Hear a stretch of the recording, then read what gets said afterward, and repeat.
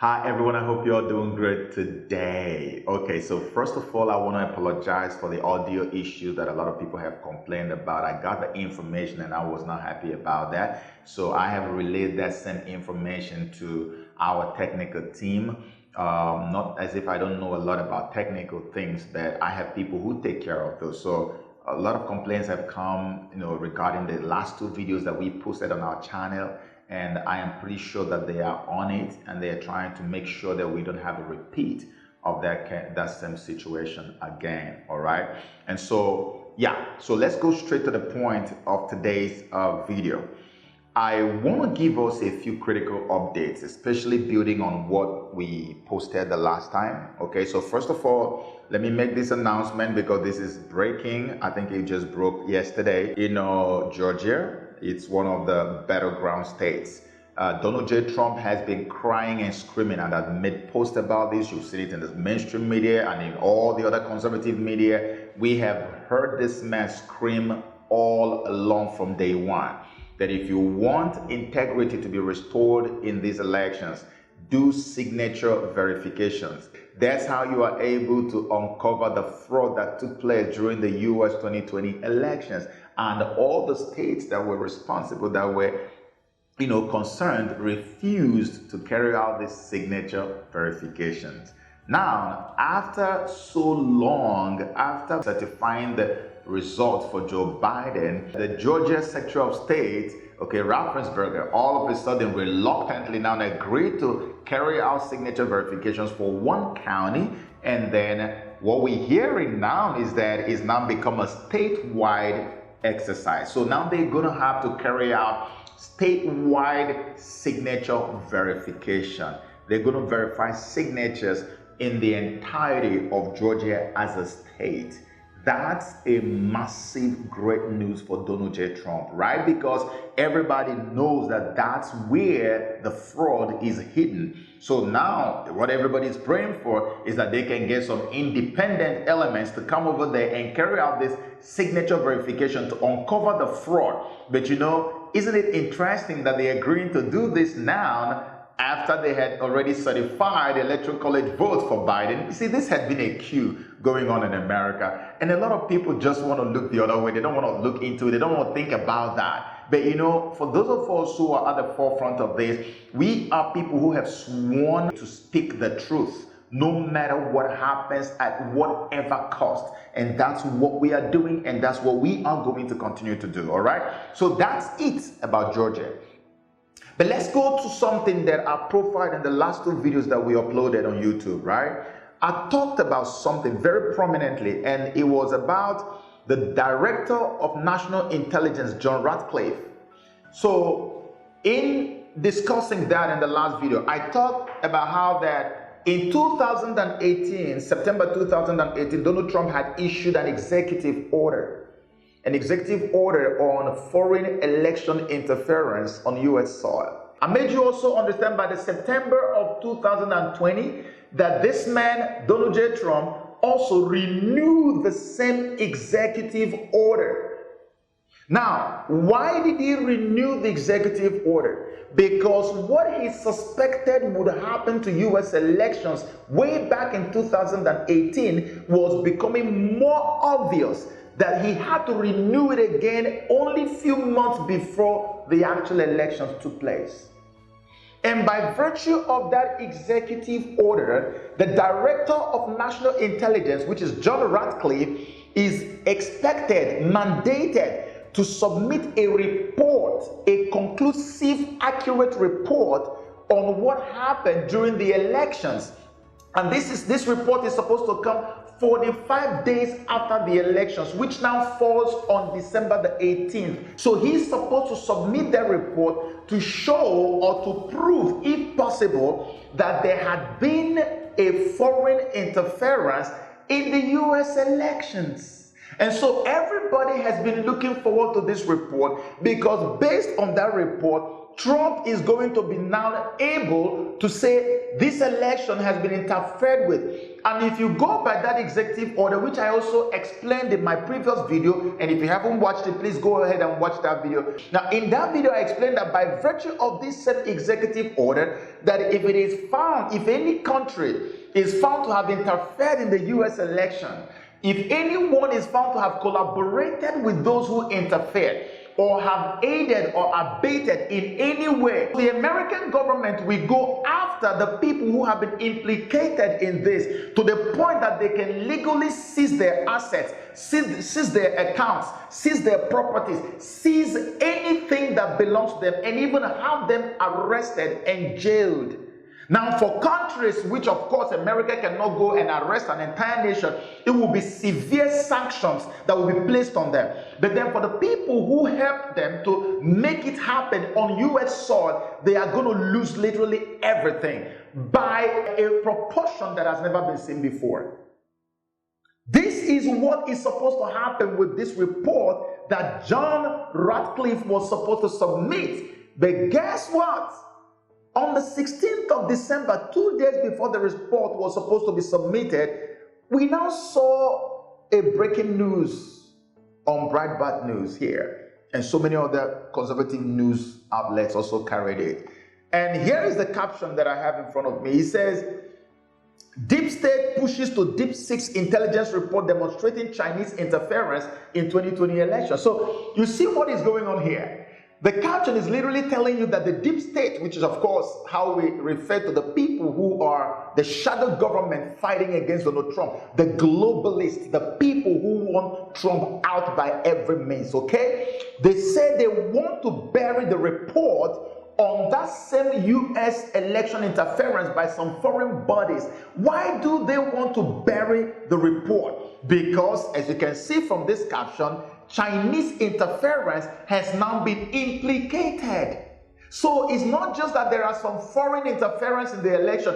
Chinese, and you know how China is at war with America. You know how that the United States of America is very wary of Chinese involvement in anything American. Now they are seeing that there is some type of Chinese interference in the US elections. And now he's saying that the deep state, which of course is very favorably disposed to China, is planning to deep six it, to bury it, so that the report does not come out. Because if they allow it to come out, Trump is going to declare martial law and is going to go after the people who have aided and abetted this crime on US soil. He says, Director of National Intelligence John Ratcliffe is considering not signing an intelligence report to Congress if it does not accurately reflect an ongoing debate among intelligence community career analysts over Chinese attempts to influence American voters in the 2020 election, according to a source familiar with the issue. See what I just told you?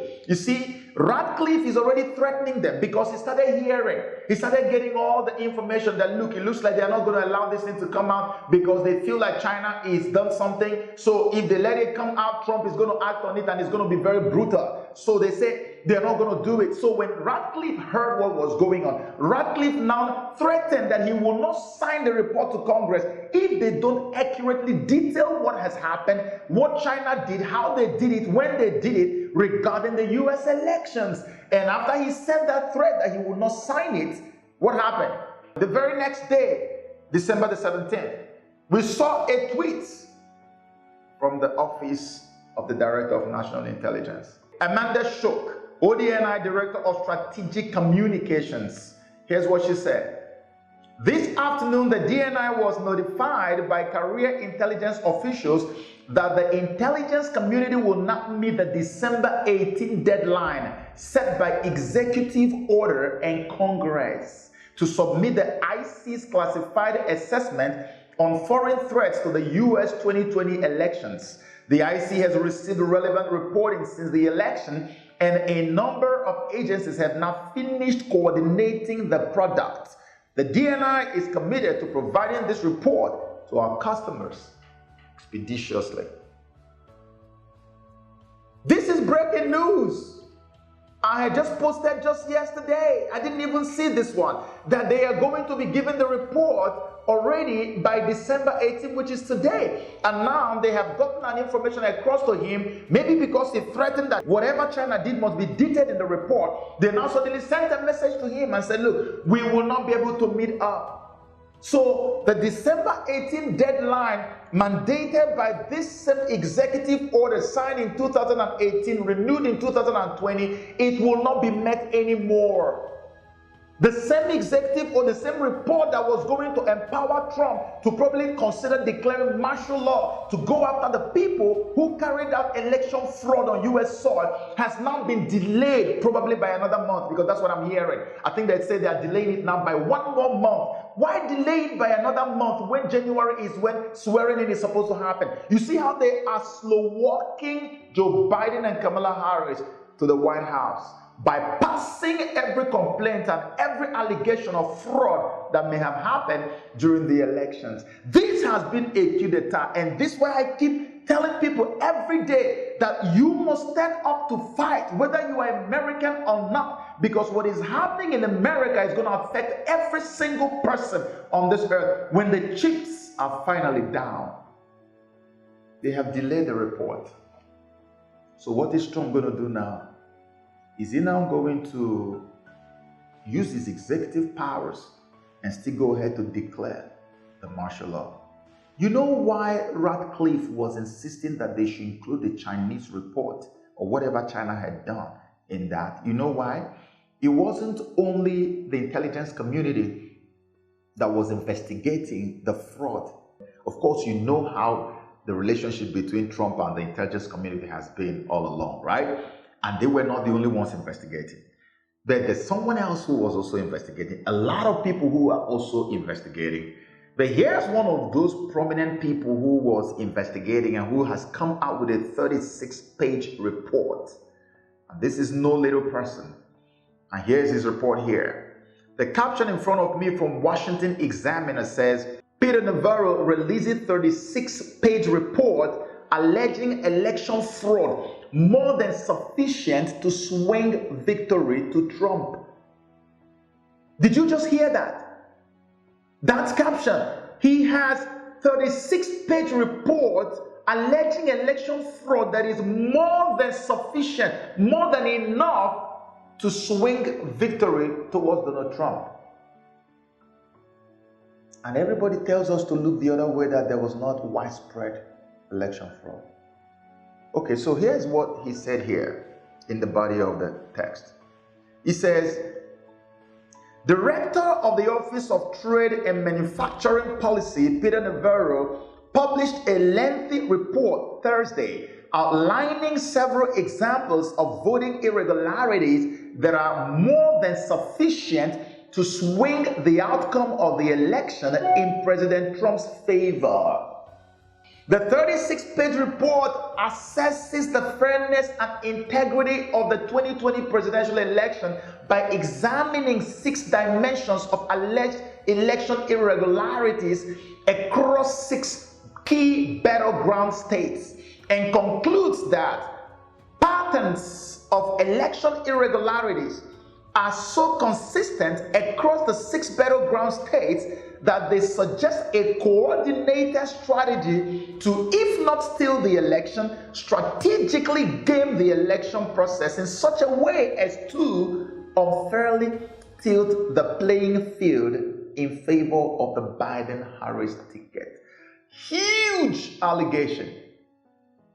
Mighty huge allegation that you cannot just wish away. These people are presenting these things knowing that if they are lying, that they can actually go to jail. That's why people were swearing affidavit to go and testify on what they witnessed during the elections as fraud.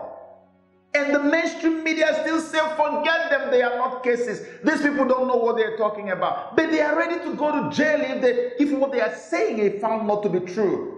And you think that they can just come out and take all of that to go to jail if they're lying? And now we have a report, an actual report, not just a testimony from someone who witnessed it in real life. This is a report. Investigation took place and this report came. And he says that the election fraud he uncovered is sufficient enough to tilt the outcome of this election in Donald Trump's favor. That's why Radcliffe wants everything detailed in that report. He doesn't want anything to be removed. He wants every single thing to be detailed. What are they hiding? Well, let me see if I can help you understand what they're hiding. You know, when Texas filed a suit at the Supreme Court of the United States of America, everybody thought it was a joke until about 17 to 18 more states joined them, right?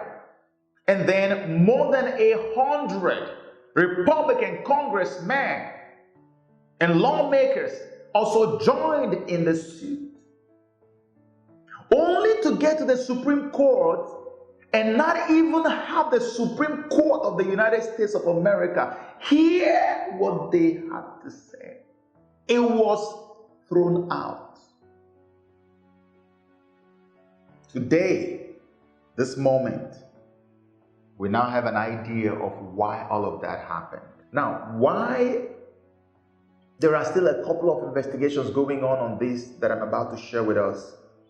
I want to be able to help you connect the dots on what has happened to Donald J. Trump, especially in the courts, at the Supreme Court and all the other courts of the nation.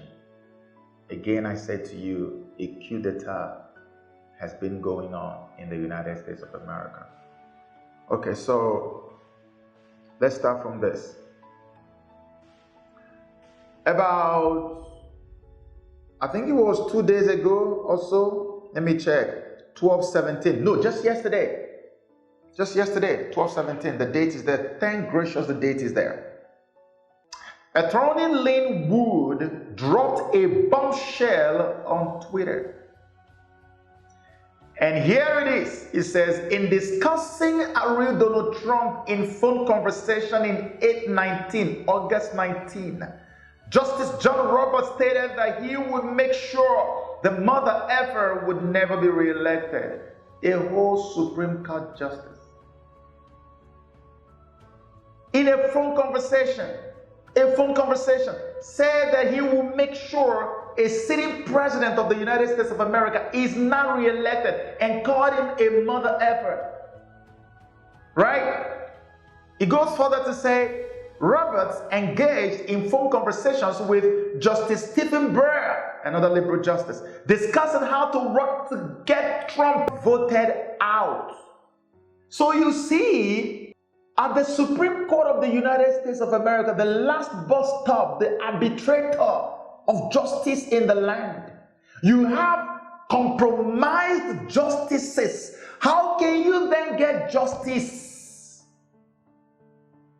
When people took on Attorney Lynn Wood and told him, do you know what you're doing? Do you know what you're talking about? How can you level such accusation? This allegation is huge, it's weighty. Are you sure you have evidence to prove? Lynn Wood doubled down. You know what you don't know about Lynn Wood is that Lynn Wood is a defamation lawyer. How can you be a defamation lawyer who has won nearly every case that has come to your desk, and you still go and make this kind of allegation without evidence? You know what Lynn Wood has said recently? He said that he is so happy that his evidence has now been transmitted to so many third parties that even if the one he has is disappeared, or if anything happens to it, they can still access it from the third parties. That's how confident this man is.